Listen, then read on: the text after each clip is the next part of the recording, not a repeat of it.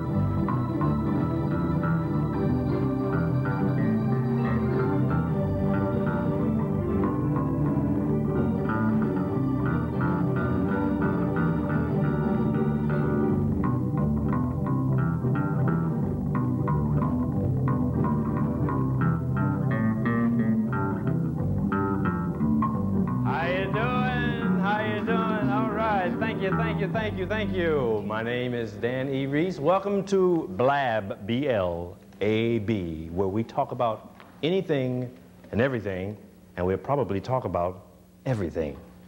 Yeah, you know, here's something I saw in the newspaper. Once again, Prince Charles is at it again. This guy has written a book. Now, I don't know how much of a literary genius this guy is, but he's written a book about architecture. Now, you know, we can look at this in two ways. First of all, you know, the old palace is kind of burned down, so, you know, maybe they're, you know, going cheap on the the architect thing there. And also, if this guy knew anything about building anything, maybe he could have built a relationship, huh? Oh, man. So at any rate, yeah, but, oh, another little piece of tidbit I got. John Wayne Gacy. Remember that guy? You know, the guy who, you know, little boys. Anyway, this guy has been in prison drawing. Now, I don't know, as a matter of fact, one of his pieces, I think, is called Skull with Genitals. Now, this is the truth. This is not, I'm not lying. This is a skull with genitals in it. Anyway, this guy is, oh, and there's another, I think there's a picture of, what's the name of those characters? Snow White and the Seven Dwarfs. Now, you get that? Genitals, skull, Snow White, I don't know. There's a connection there.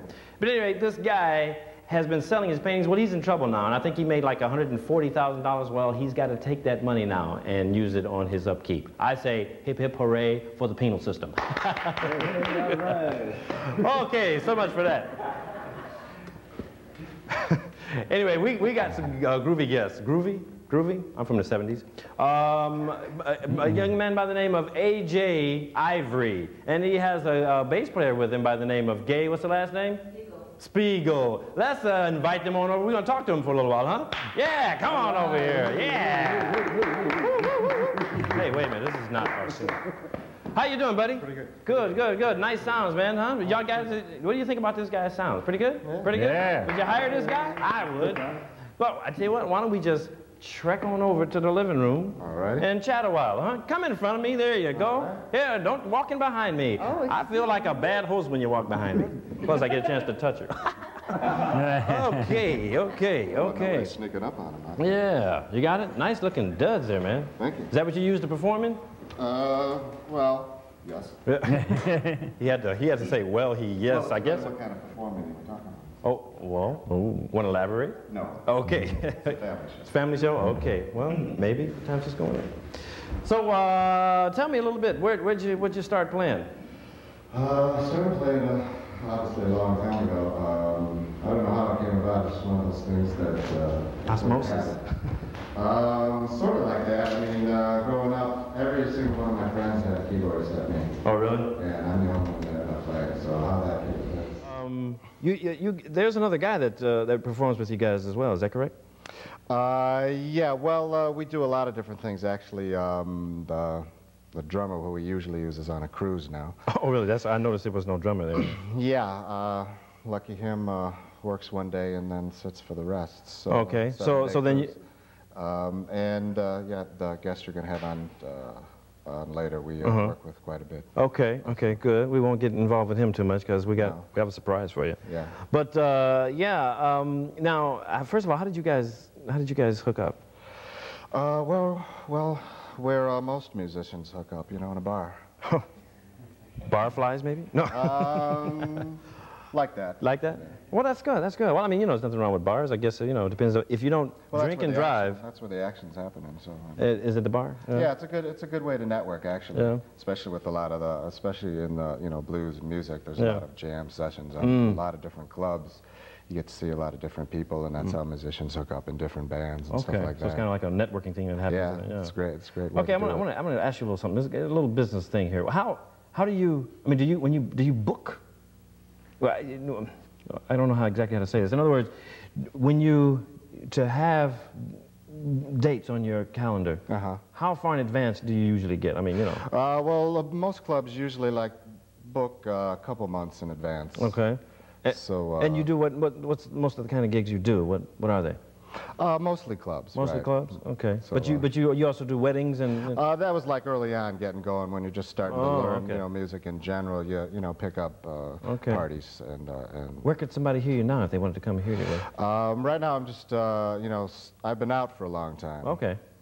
I sort of did things backwards. I figured I'd raise a family first and then get into music. Oh, so you're a family instead of the other way around. Okay. So I've been out for a little time, but clubs is generally where I play. Okay. Okay. So, you know, you just have to look around town for the name, A.J. Ivory, and then... A.J. Ivory. That's where the piano man will be happening. That's kind of ironic. Your name is Ivory, and you play the keyboard. How about that? Now, I wonder, is there some connection there? I don't know, you know. But that's great. That's great. Fate takes a turn. Yeah. So you plan on, I mean, is this all you do? You got anything else you do? No, I have a steady day gig. Yeah, I mean... So that's what I say, you know, I'm sort of just getting back into it, sort of my second wind, so to speak. Yeah. Now, I think you told me before the show that your family is also musicians. Is that right, or involved in the... Not my kids, but my brothers. Yeah, we all grew up playing music. Yeah. I don't know where it came from. I mean, because our parents aren't musical at all. Oh, really? Just boom on down the line, drummer, keyboard, harp, guitar, mandolin, and opera. So it's pretty wild. Did you, I mean, was this ever a problem for your parents? I mean, or were you doing it that early? I don't know that it was a problem. I mean, we had a fairly big house, so we jam out in the basement. So volume and noise-wise, it wasn't a deal. Wasn't a big deal. No. So, and for the most part, they you know, they encouraged it. That's great. I mean, because we liked a lot of the music they did too. Yeah. I mean, not blues per se, but you know, a lot of the old jazz stuff, 40s and 30s. Big band. And, oh yeah, so like so big band, as in like Woody Herman.